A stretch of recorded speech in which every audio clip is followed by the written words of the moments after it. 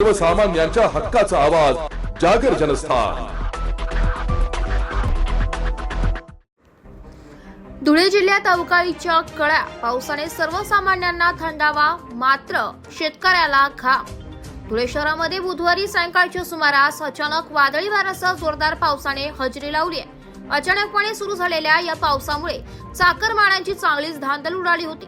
मात्र गेल्या काही दिवसांपासून प्रचंड उकाड्याने हैराण झालेल्या धुळेकरांना या पावसामुळे काहीसा थंडावा मिळाला, तर दुसरीकडे पावसामुळे धुळे जिल्ह्यातील साक्री, शिंदखेडा, पिंपळनेर, नेर, धुळ्यासह अवकाळी पाऊस झालेल्या इतर तालुक्यातील शेतकऱ्यांचं काही प्रमाणात नुकसान झालंय। दरम्यान पावसामुळे नुकसान झालेल्या शेतांची पाहणी, पंचनामा केल्यानंतर या संदर्भात शासनाला अहवाल सादर करण्यात येणार असल्याचं प्रशासनाकडून सांगण्यात आलंय।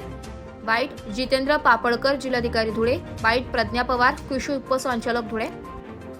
दरम्यान या अवकाळी पावसामध्ये मका, कांदा, गहू, ज्वारी, भाजीपाला यांसह विविध पिकाचं नुकसान झालं असून अनेक ठिकाणी विजेचे खांब आणि झाडं देखील उन्मळून पडल्याच्या घटना घडल्या।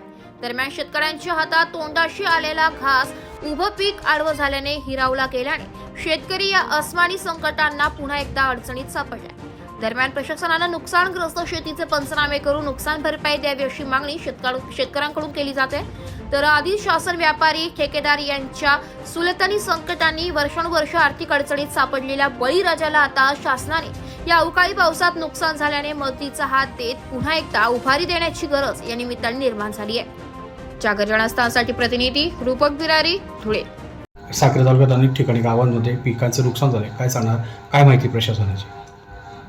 काल साक्री आणि तालुक्यामधल्या इतर जिल्ह्यामधल्या काही तालुक्यांमध्ये देखील काही गावांमध्ये मोठ्या प्रमाणामध्ये काल अवकाळी पाऊस पण झाला, काही ठिकाणी वादळ पण झालं आणि शेती पिकाचं नुकसान झाल्याच्या आलेल्या तक्रारीच्या अनुषंगाने कृषी विभाग, ग्रामविकास आणि तलाठी यांच्या माध्यमातून त्याच्या सगळ्यांच्या प्राथमिक अंदाज घेऊन शासनाला याबाबत प्राथमिक अहवाल सादर करण्यात येईल।